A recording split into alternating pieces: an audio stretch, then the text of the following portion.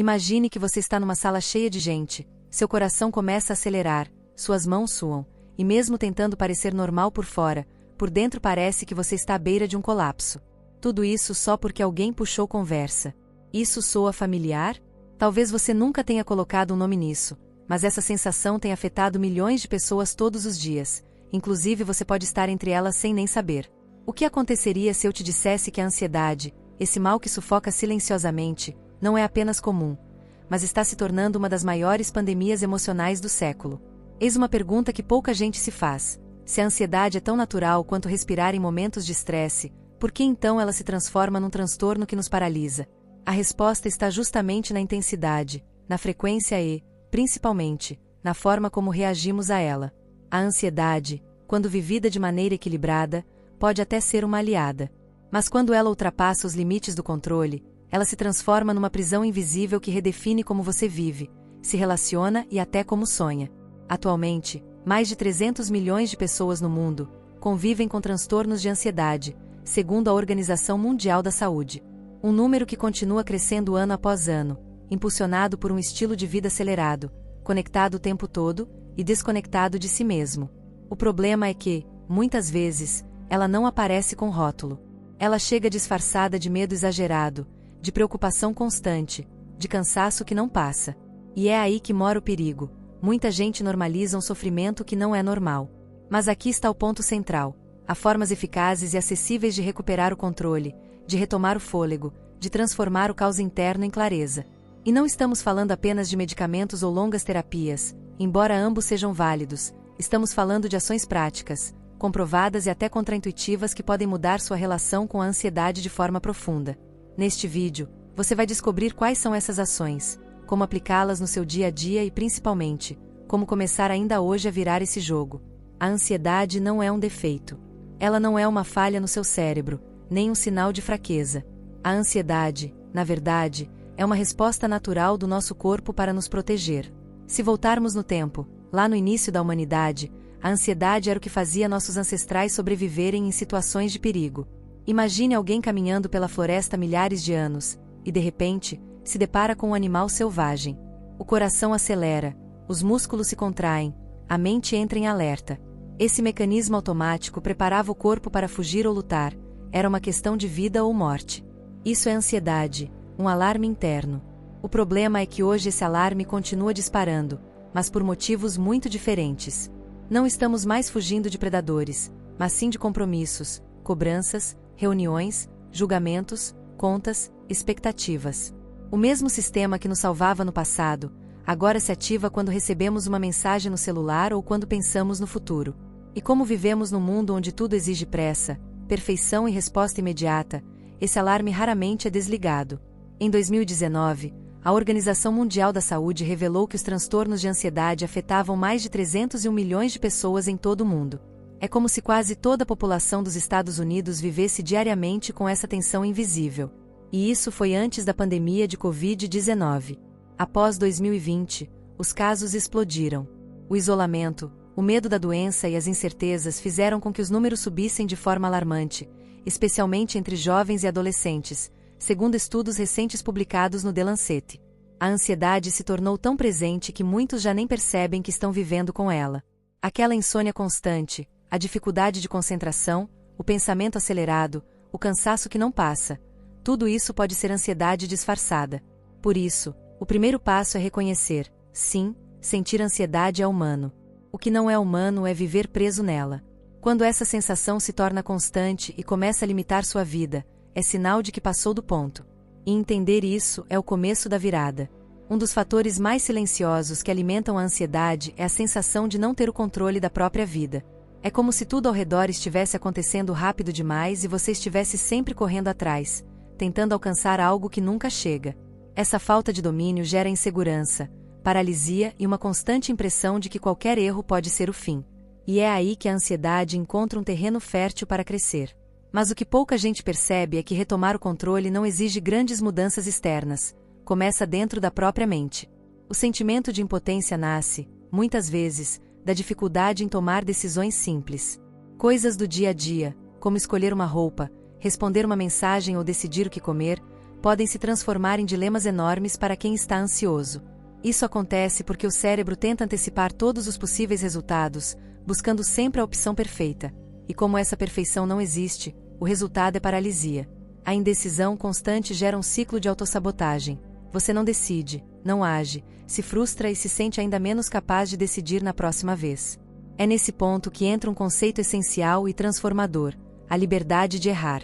Muita gente acredita que só deve começar algo quando estiver completamente preparada, com tudo sob controle. Mas essa espera pela condição ideal se torna um veneno invisível. Existe uma frase poderosa, atribuída ao escritor G.K. Chesterton, que resume isso de forma brilhante: tudo que vale a pena ser feito, vale a pena ser feito mal da primeira vez. O objetivo aqui não é incentivar o descuido, mas sim quebrar o mito da perfeição como pré-requisito para agir. Começar mesmo sem estar pronto devolve autonomia. Tira você do papel de espectador e coloca como protagonista da própria jornada.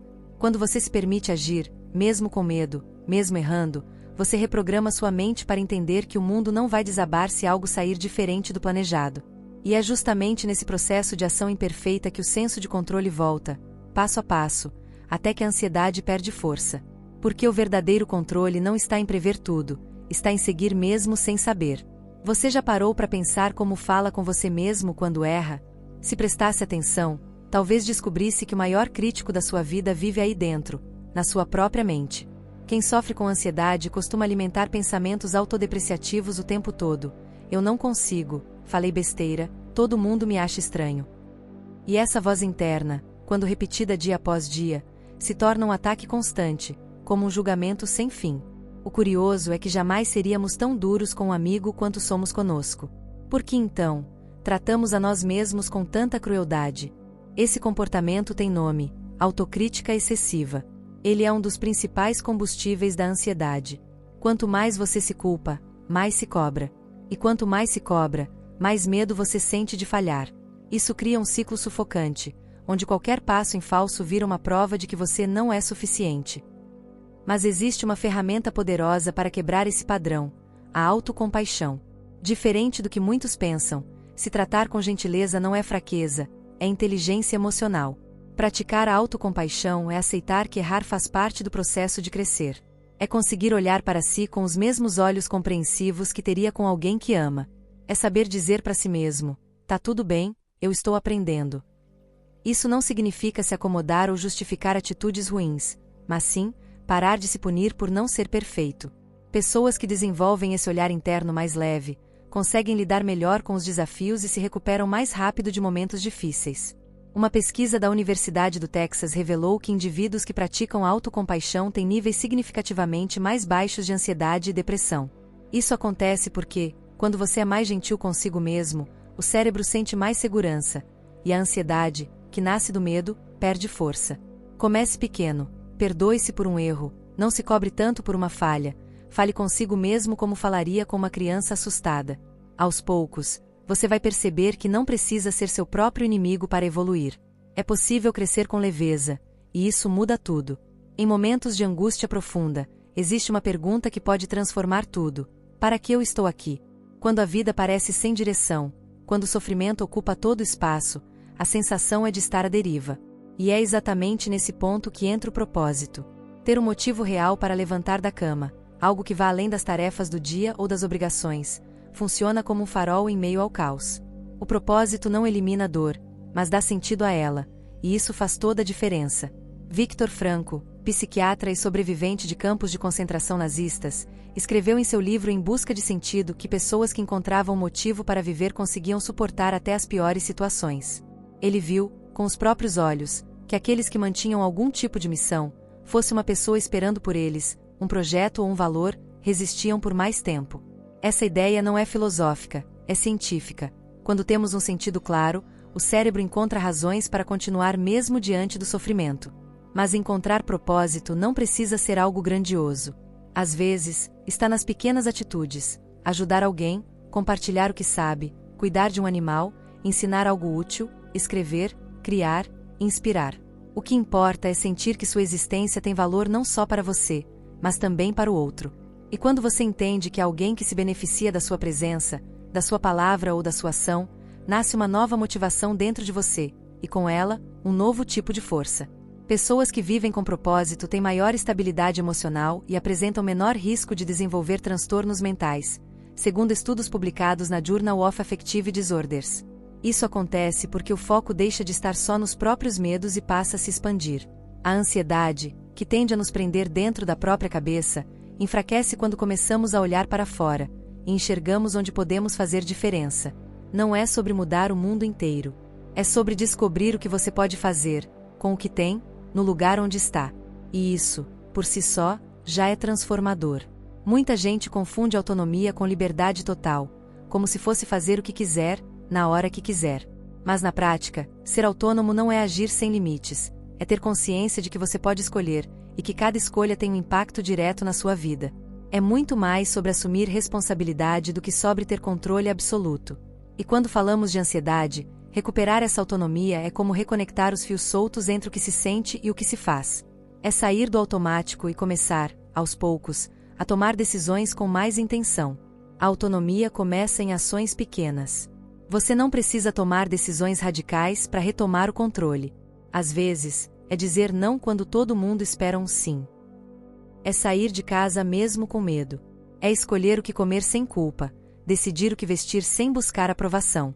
Esse tipo de movimento, embora pareça simples, reprograma o cérebro para confiar novamente em você. Cada vez que você age por escolha, e não por obrigação ou medo, está fortalecendo a sua identidade. Esse processo exige consistência. Não adianta entender tudo na teoria e não aplicar nada no cotidiano. Saber que você pode mudar não é o mesmo que realmente mudar. É como alguém que lê 1000 livros sobre natação, mas nunca entra na água. O conhecimento só se transforma em autonomia quando vira prática. E para isso, é preciso lidar com um elemento fundamental, o desconforto. Porque sim, ser autônomo também significa errar, se frustrar e seguir mesmo assim. Segundo a Universidade de Cambridge, pessoas que cultivam a sensação de autonomia emocional tendem a desenvolver mais resiliência e a apresentar menor propensão à ansiedade crônica. Isso porque a autonomia fortalece a percepção de que você tem escolha, e a ansiedade perde força onde há decisão consciente. É por isso que a prática da autonomia diária, mesmo que em doses pequenas, é um dos caminhos mais poderosos para resgatar o equilíbrio mental. No final das contas, não se trata de controlar tudo, mas de não se deixar controlar por nada. Ansiedade não é o fim da linha. É um sinal. Um pedido silencioso do seu corpo e da sua mente, dizendo que algo precisa ser reorganizado, ressignificado, reconstruído. É claro que viver com esse incômodo constante pode parecer sufocante, e às vezes, até insuportável.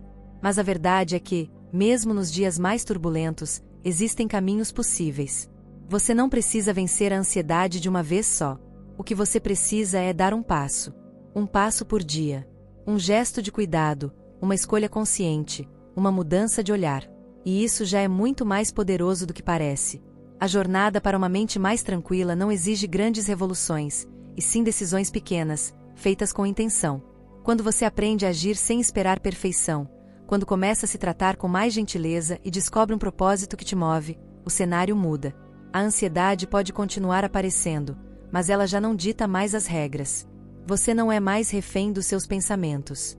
Você passa a responder à vida com mais clareza, mais força e mais equilíbrio. Nada muda da noite pro dia, mas tudo começa no momento em que você se compromete com a sua própria transformação. Não espere o medo sumir para começar. Comece, e o medo perde espaço. Essa é a lógica. Essa é a virada. E quando você escolhe viver com mais autonomia, com mais propósito e menos culpa, a ansiedade deixa de ser um obstáculo e passa a ser apenas uma parte da sua história, não mais o centro dela. Então, agora, a pergunta que fica é: o que você vai fazer com tudo isso que ouviu até aqui? Vai guardar para depois ou vai usar para dar um passo diferente ainda hoje? Porque a vida, mesmo nos seus dias mais difíceis, ainda espera algo de você. E esse algo pode começar agora. Uma decisão simples, um movimento interno. Porque no fim, quem decide sair do ciclo é você. E só isso já muda tudo. Se esse vídeo te ajudou de alguma forma, ou te fez refletir sobre como a ansiedade tem impactado a sua vida, não guarda isso só para você. Compartilha com alguém que também precisa ouvir essa mensagem. E claro, se você quer continuar recebendo conteúdos que realmente fazem diferença na sua saúde emocional, se inscreva no canal agora mesmo. Aqui, você encontra apoio, informação e caminhos possíveis para transformar sua mente, passo a passo. Então ativa o sininho e vem com a gente nessa jornada.